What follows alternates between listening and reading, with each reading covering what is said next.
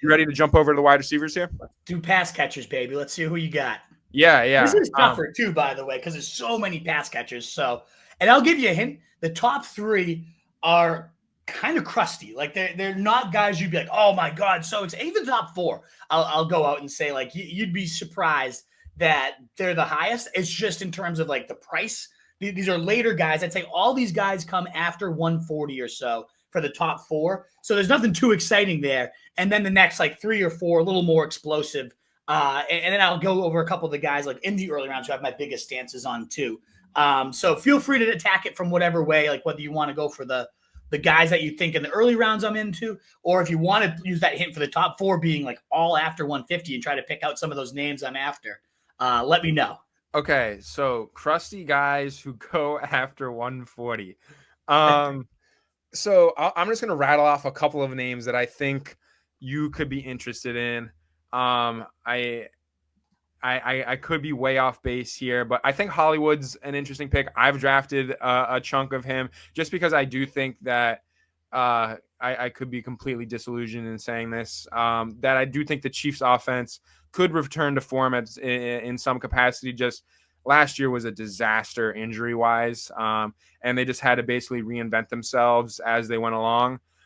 So I do think Hollywood Brown's an interesting name there. Another one that I think is of note is Adam Thielen. I know that Ted McMillan is in the building, but just kind of buying into the narrative that Dave Canales is going to have this and Bryce Young are going to have this offense taking a further leap. You could be selling yourself on Jalen Coker. I know people within the RSJ walls are very, very big Coke heads, but I do think Adam Thielen is going to have the opportunity at a minimum to control that slot role. And I do think he is a solid floor pick as always at wide receiver, like 70 right. In the 14th round as another one of those interesting guys. Another veteran that I do not think you should be drafting whatsoever, no matter how low his price gets, is DeAndre Hopkins. I just want to throw that one out there. Yes. I think that is a terrible, terrible, terrible pick. But those are like the only two names that kind of jump off the page as like older guys who I think could be a worthwhile pick in like the round 14 to 17. Like maybe you're buying into Keenan Allen, like signing with a team and having a role, but like Hollywood and Thielen are the only guys going round 12 to like 16 or so that I can see yourself, like can see you convincing yourself that are like worthwhile picks. So Hollywood's a good guess, not in there. Thielen, you nailed. He's number 2 for me in my exposed guys. Starting to fall like the 170s, 180s. Makes no sense to me at all, but I've been in on him even in the 150s, so I'm going to keep drafting him. Last year was the wide receiver 13 from week 13 to the end of the season. Ultimately was a top 30 guy in fantasy points per game in back-to-back season going, as you said, like wide receiver 70 or later. Yes, they added the weapons. Yes, there's young guys that might overtake him. I just see a dependable guy that has good chemistry with Bryce Young that we know Dave Canales loves to use in a slot-friendly role. So I'm big on Adam Thielen. I do think Hollywood Brown's a solid enough bet. You know, you're getting the same bet you made last year, but at 130 instead of the 5th round. So I like that. For sure. I guess Krusty was a little misleading in the sense like not all these guys are old. They're just going late and not sexy. One of them being Tutu Atwell, my number 3 highest exposed guy. He's locked up the number 3 role in a Sean Payton offense. So he's got to be out there for 90% plus of the routes and snaps. And so, I think that's a great idea with the tight ends, by the way. I think Tutu Atwell, clear role in a Sean McVay offense. There was not that long ago where we had like Brandon Cooks, Robert Woods, and Cooper Kupp all finished in the top 30 receivers. I don't think Tutu Atwell's in that talent conversation. I get it, but it's a great offense. He's going to be on the field all the time. And there's contingent upside. So he's become, if I need a receiver in that last round, like why not? I love that Monday Night Football game stack as well with the Falcons and Rams to end the season. I love a little action there. What if Tutu goes off for 100 and a touchdown, catches a deep ball in that game? So he's my number 3. Number 1, though, he's not an old guy, so I'll tell you that, but he's just a guy that is going way too late, in my opinion. Perfect for best ball. I don't know that I'd take him in redraft at all. Does that give you any leaning as to who this might be? So when you say perfect for best ball, that makes me think my my inkling is incorrect. But I will just once again, no one jumps to mind. You did mention Jordan Addison earlier. I'm just gonna go with that. You did mention him earlier, and I know you're bought into JJ McCarthy. The perfect for best ball. He goes downfield. Is it Jordan Addison? He's number 5. So he's like the earliest round receiver that's like in my top 5 for sure.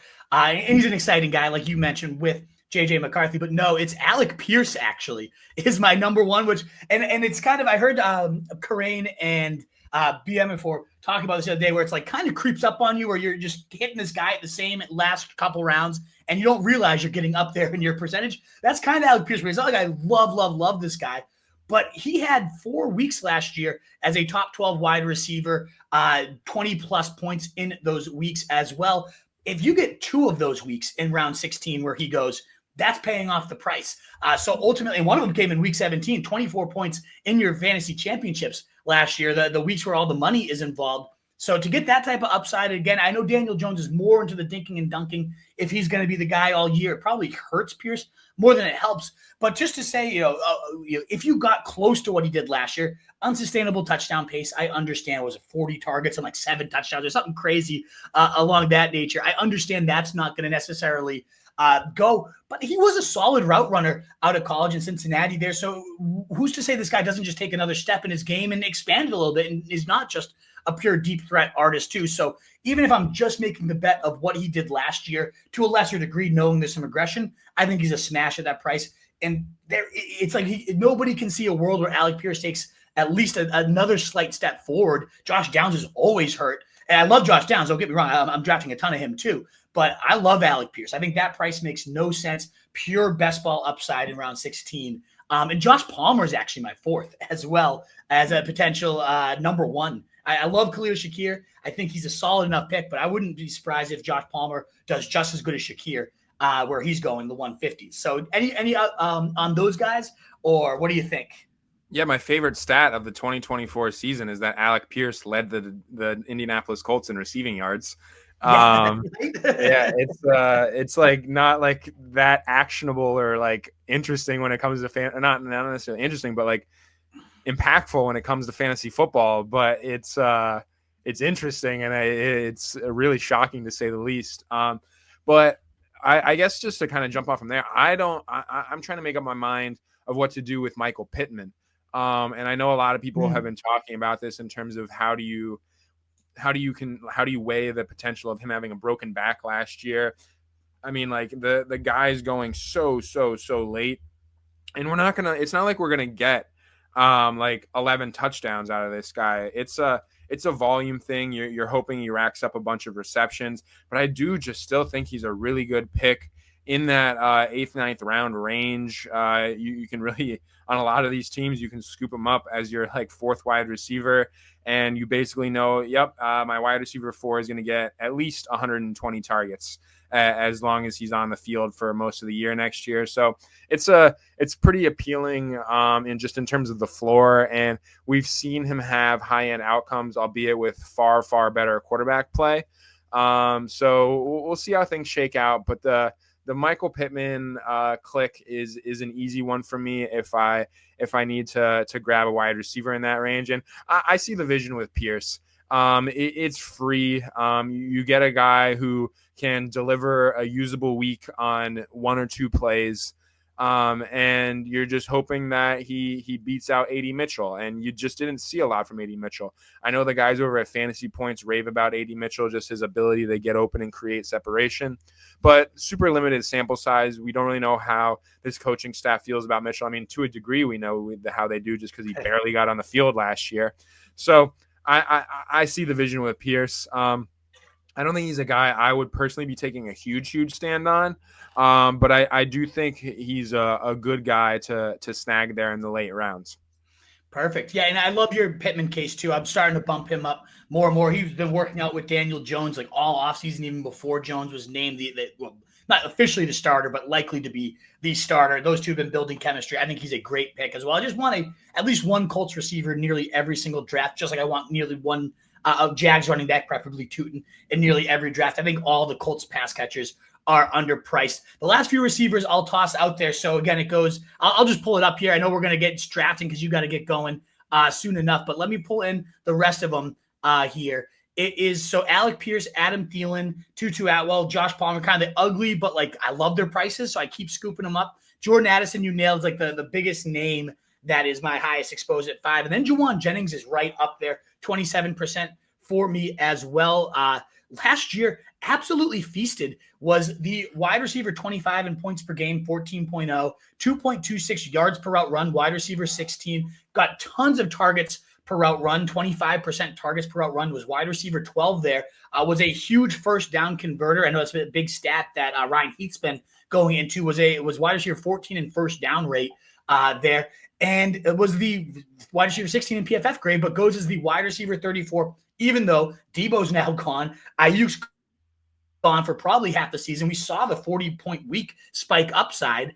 I love Jauan Jennings. I hammer him in late 5th, early 6th. So Jauan Jennings is up there for me. Of course, Marvin Mims is towards the top of the list, as he always was last year.